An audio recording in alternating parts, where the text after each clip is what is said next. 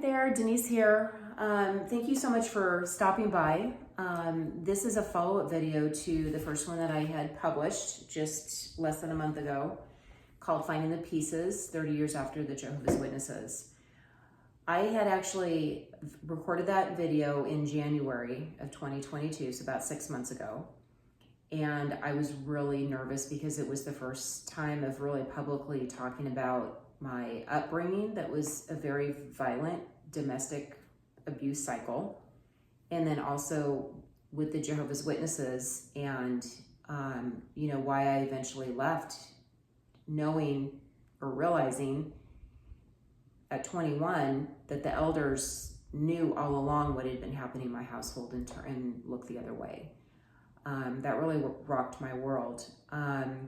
So when I was actually recording that video, I was really nervous, and I wasn't able to upload the video to YouTube. I had the hardest time until June. So by the time I actually figured it out, got it uploaded, it just felt like it was just kind of, I had taken care of that, and it was all handled. It was just going to be what it was. And I just assumed that maybe a couple people would see it. I have been astonished how many views there have been on this video. I think I'm at 4,300 right now, and just a ton of comments, and I have really enjoyed the discussions. Somebody commented a couple times how much he really cared about, what I was going through, support. There's been criticism, which I'm fine with. I feel like it's important, maybe that's a place to start the discussion about, somebody's journey from where they came from, and kind of, just remembering how nervous I was to even, say out loud what my experience has been. So what all these comments and interest have shown me is that there is a need to continue the conversation. So that's really what this video is about. The subject matter is about the trauma. That's something that I've worked really hard to actually understand, and then find the tools to be able to get past it, possibly, or live with it, deal with it, however you want to say it. I am not certified trauma specialist, educated, a therapist at all. So I just want to say that, but I'm just sharing from my experience. But more importantly today, I want to talk about the tools to help people to maybe start to look at their trauma in a different light, and how to actually maybe look at your trauma as something to grow from, and to maybe for the first time see the skills that you've actually had to develop as something that is your strength, showing your strength and resilience that maybe you've never thought of. So from the time that I made that first video in January of 2022 to today, I really feel that doors are opening up. I feel like there's light in my life. If I do have those down days, I'm more aware or able to kind of manage those, and also know that this is just temporary. It's not going to last. So I just feel very strongly that with the response that I got from that first video, and it's continuing every single day. I look at it and there's more views and comments.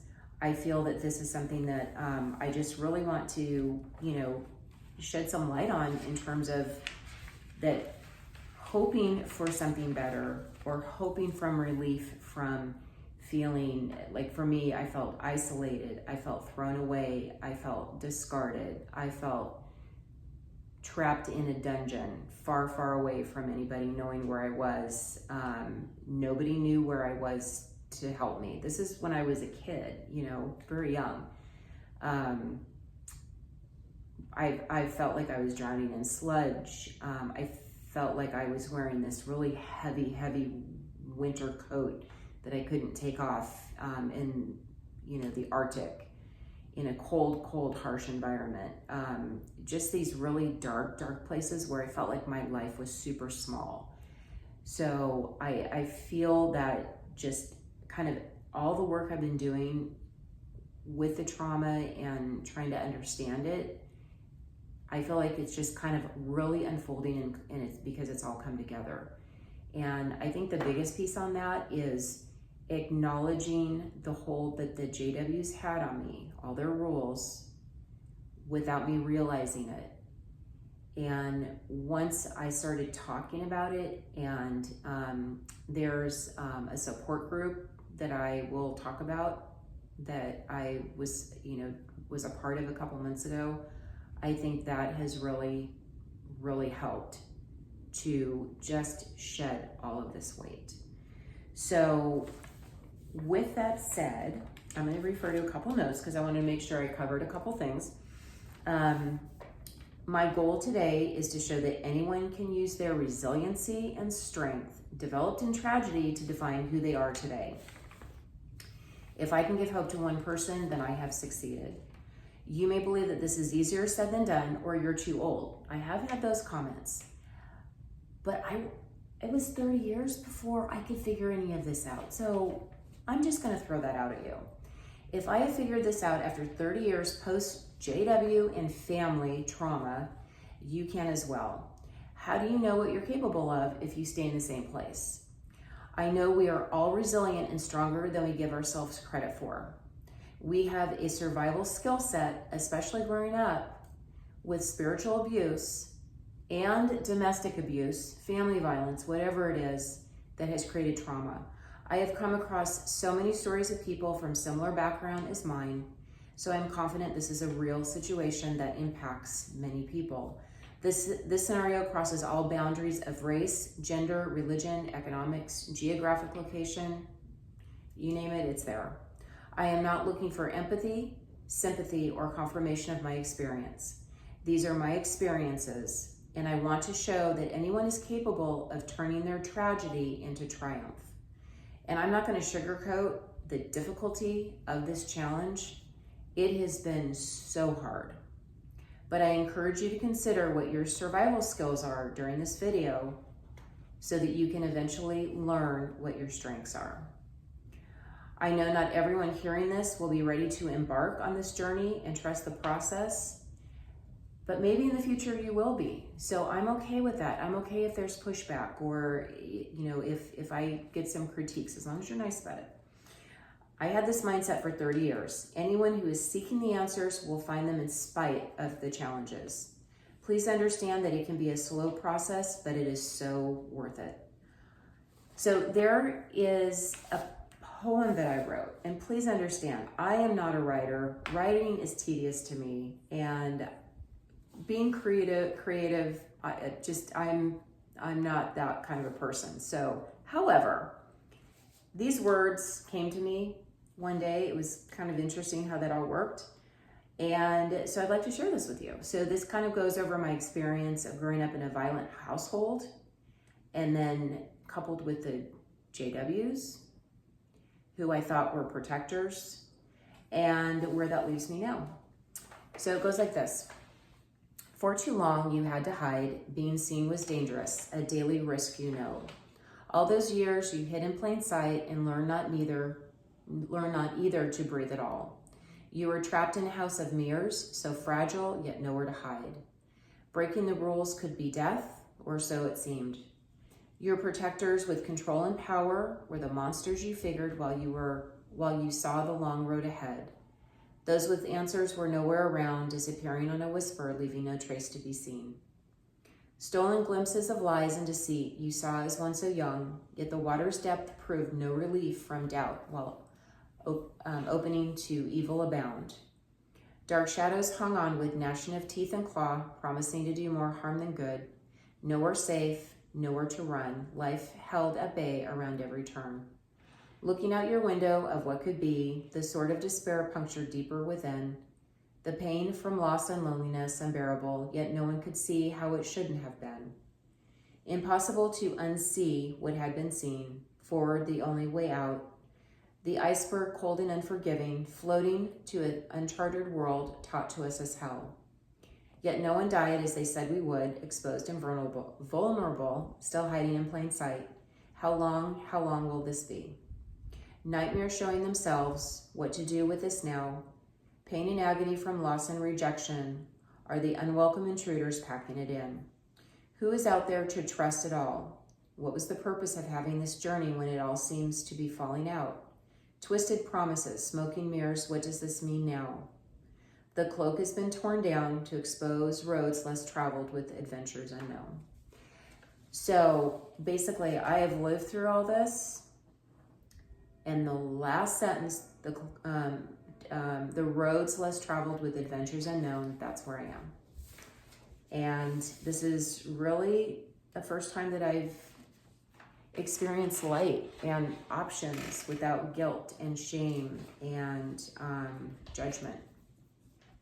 That in itself has been amazing. I'm sure a lot of you can understand that. So, the first place that I started, and this is over this took place over a couple of years, but I'm just going to kind of briefly go over it. Where I started with my healing from the trauma was I had to first acknowledge when I would have reactions to something. So, and this was something I had to practice without judgment. And that kind of goes into mindfulness. And as simple as mindfulness sounds, it is really hard. But the questions to ask is, yourself, what do you notice? What's happening to your body and to your brain? Are you getting sweaty palms? Is your heart racing fast? And then a really important question, and we're not used to doing this because we were taught that this was not right. We had to think about everybody else, is what do you need? What self-care do you need that you can be giving yourself? That's something that was a hard one for me. And then be curious about what's happening. And it's almost like something that you're just watching through a video and it's recording what's happening. And between mindfulness and meditation, it's learning to bring yourself to the present, notice what's happening, and if you have to, remind yourself that you're safe, or that you're not with the Jehovah's Witnesses anymore. You don't have to follow their rules anymore. So this was a very interesting process, and this did take me a long time.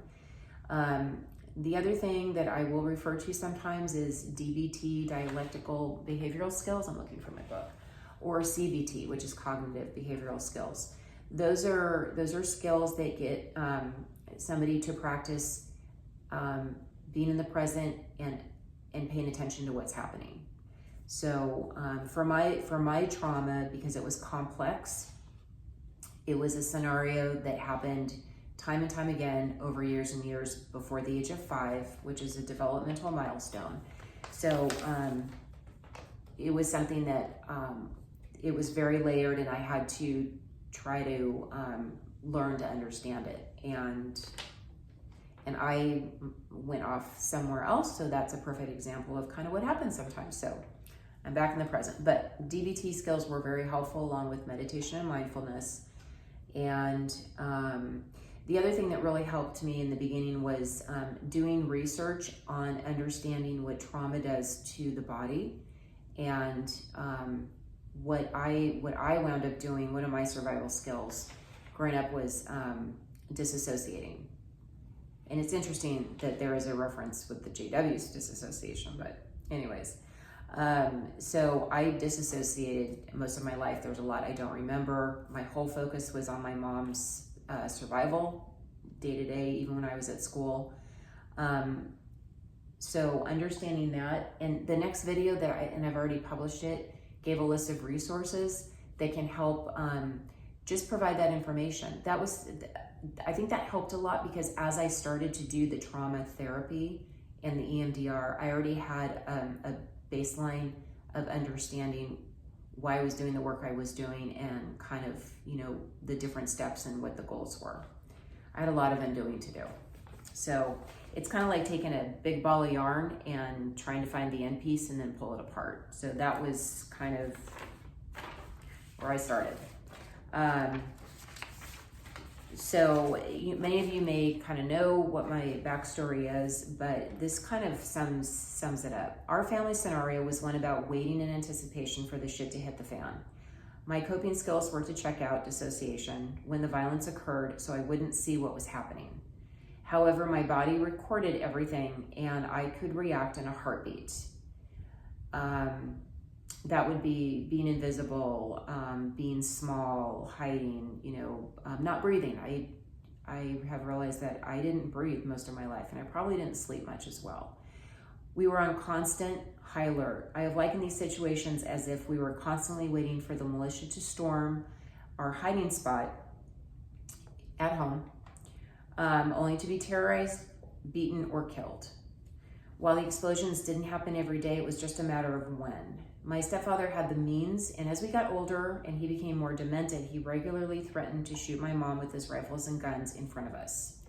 He would take one of his rifles in the bathroom when she was taking a shower, and he would cock it to let her know that he was there, and basically that she, better not mess up. So perfectionism was played out a lot in our family, because if we made any mistakes, we may set him off.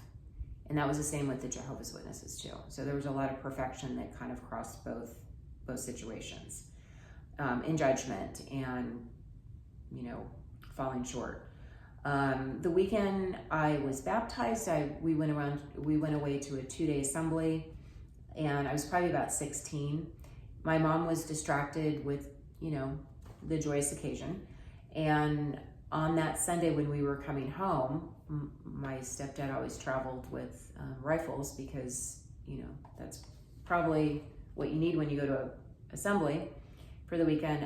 He was upset that she was distracted and wasn't paying attention to him. So he pulled the car off on a deserted dirt road, told her to get out of the car, stand in front of the car, and basically told her if she didn't shape up that he would shoot her in front of us, me and my 2 sisters. And basically, when I really thought about this, if he killed her, he would have to kill the witnesses, which would have been me and my sisters. And again, another reference I think is interesting. And I understand now that I think he got off, quote unquote, on having control over us. And I believe his desire for terrorizing us was more pleasurable than killing us. So I think maybe that in the end, that's why he never did, which was surprising. He also was a child molester. And I know that the elders were aware of his questionable behavior and looked away.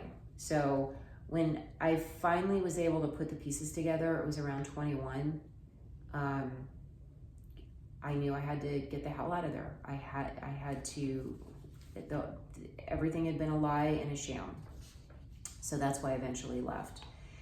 And even after leaving the family and the Jehovah's Witnesses in the early 1980s, I carried the weight on it felt like I was drowning in sludge. I felt in dark places. I felt trapped, no way out. I felt like I was an alien. I felt like I was chained down. And especially even when I eventually celebrated my birthday and the holidays, even ask my husband, we've been married for 20 years, July and December, I just come unglued, and I have a hard time just getting by day to day. And it's something about the doom and gloom of celebrating those things that were against the religion for so long, that could mean death. So when we became Jehovah's Witnesses, I was only about 6 years old, and that was right before 1975. So as a 6-year-old, already being afraid for my life, And then being told that everything we had done before in celebrating holidays and this, that, and the other thing were bad and could get us killed. I mean, it was just a double whammy for everything. So the turning point for me to really start to understand my trauma was when my mom passed away in the spring of 2016. She passed away of ALS, and I think when kind of the dust settled after all that, I started to really realize that my job of being her caretaker wasn't needed anymore. And then I kind of remember thinking, now what do I do? So, this is happening over a couple of months. And one day I was so angry. And I was angry over how I had been cheated out of my life. And everything was about her survival. And I know that I could never count on her for being really my mom, but I felt like I had to be her caretaker. It just was all messed up. So this was really the first time that I was actually acknowledging the extent of what actually occurred. But I wouldn't admit that it was really a big deal. I was just like, I left and, it's all behind me and that kind of thing. But yet this just feeling of weight and drowning and being thrown away in some dark, isolated place, I could not figure that out. So by the end of the year in December, of course, because of the holiday thing with the JWs, I was really depressed, and I wound up going to Adult Children of Alcoholics meeting, which is based on the AA meetings. I was just looking for some answers. I wasn't sure, how to go about this, but I was doing a lot of research online about, whatever I could come across, but nothing was really sticking. So I went to the meetings, and I understand now that I was reliving my violent upbringing in my house, to hear the stories, and I was reacting like I did when I was living in the family. So very closed off, very protective, very defensive, felt like I was going to throw up, heart was racing, I was freezing, always freezing, holding my breath, and was ready to attack if I needed to. No, nobody was trying to attack me. No, everybody was very supportive. However, it was just being in that environment. So this is the way I experienced trauma even years later. It took me a day. I was out of sorts for a day before I went to the meeting, and then I was out of sorts for days after going to these meetings. I was very tired, emotionally drained, and just this heavy sludge feeling, I couldn't shake it. But they encourage you to go like 3 times a week for a month, so I kept trying to go, but it wasn't working. But I still didn't know what to do. So it is easy for people to say, let it go, move on kind of thing, but sometimes you need the tools. So I was really looking for the tools. And so it was kind of a long story short, I was introduced to a trauma specialized therapist. Now what's interesting is I've been going to therapists since I left the JWs, and I don't remember anyone bringing up trauma. And I've told the same story. So I was like, I'm going to give it a try. So she gave me assessments, which I appreciated, instead of just, slapping a diagnosis on me or, just started to work with me. I was diagnosed with complex trauma, which I already talked about, PTSD and dissociation. And then from there, really before she started working with me, she started to give me books to read and research about trauma. And it was the first time in my life that I felt like I had answers. I had never felt like I belonged. I found my people and could not explain why I felt so awful all the time. And when you feel this awful, you get depressed. And so you kind of can spiral downward. And when you're raising kids, they see this. So that is one thing that I really wish that I had had these tools a lot earlier. However, I don't, but I do now. So that's being present. So when she started working with me, the whole goal was to start EMDR, which is eye movement desensitization, sorry about that, and reprocessing. I really know what this is. And this is basically a non-invasive modality that uses your brain at the same time while you are working on targets.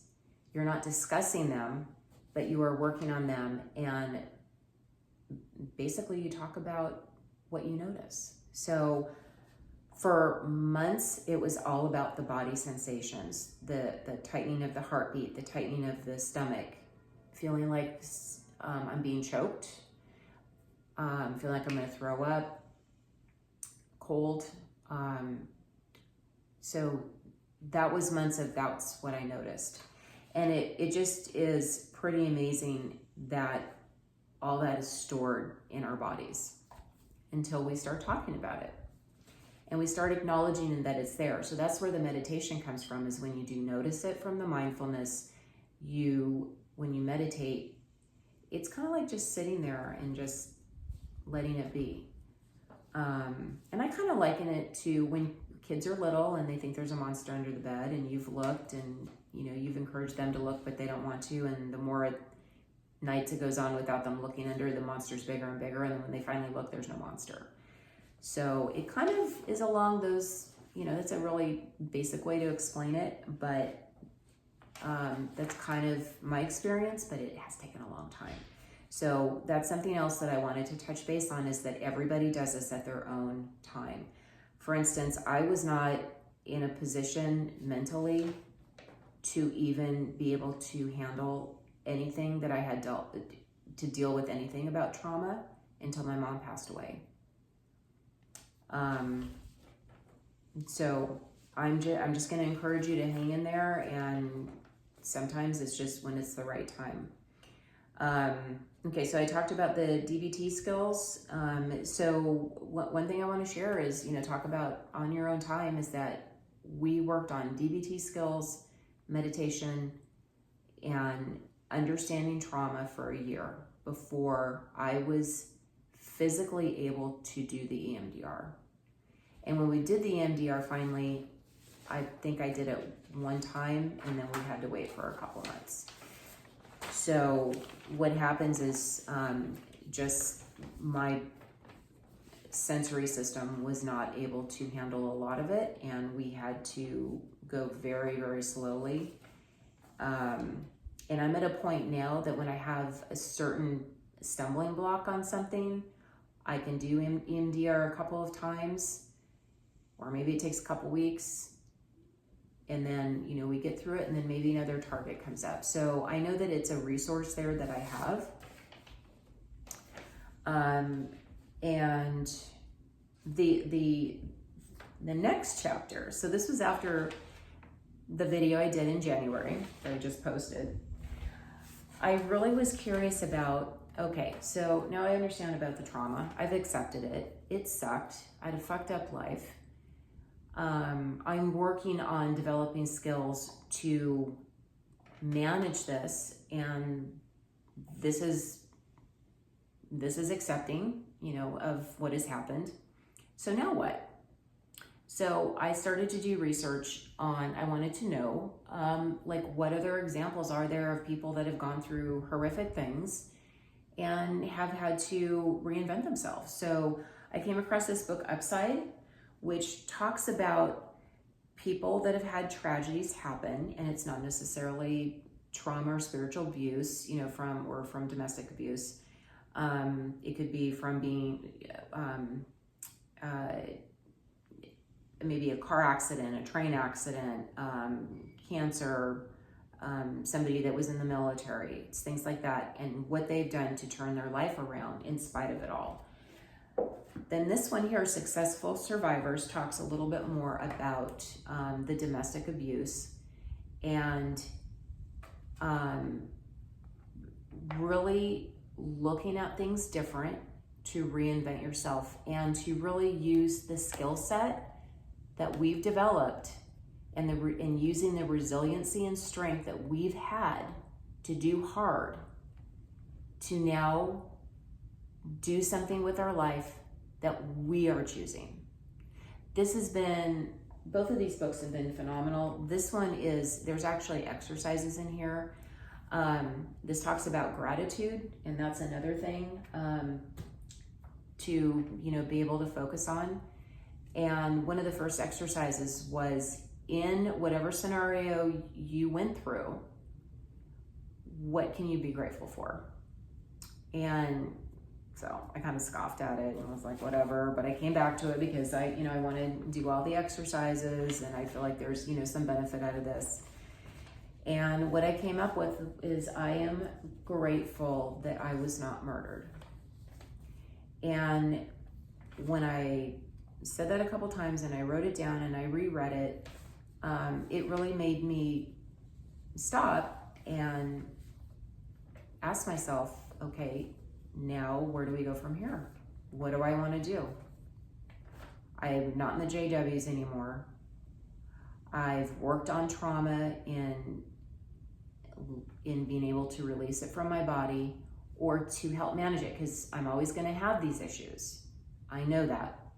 But now I have the tools to help manage it. So when I have those down days, I still get depressed. I still get stuck. It's a time for TLC, self-compassion, maybe getting extra sleep. That does wonders. So, now I feel like the world is my oyster. How cool is that?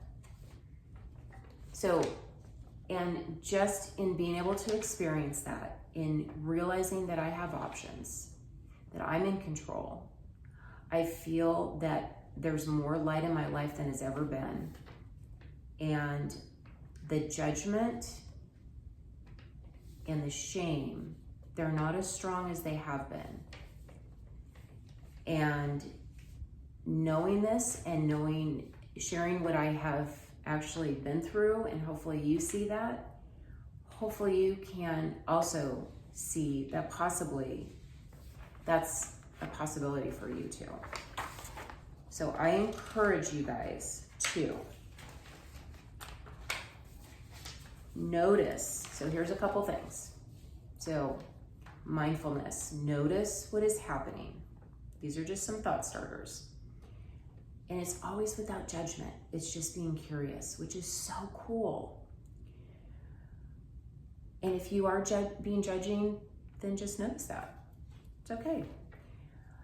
Ask yourself, what do you notice when you are getting stressed, anxious, or depressed? And how do you just notice how you self-medicate? What do you notice when you do? We all have our go-to. What are you grateful for about your trauma experience? That was really thought-provoking. What are your survival skills? And who can you think of who has had success after a life-changing ordeal? And maybe you need to look it up. That's okay. I am relieved and excited about what I will accomplish, now having the mental space, physical energy, and desire to use my skills and tools for a bigger purpose.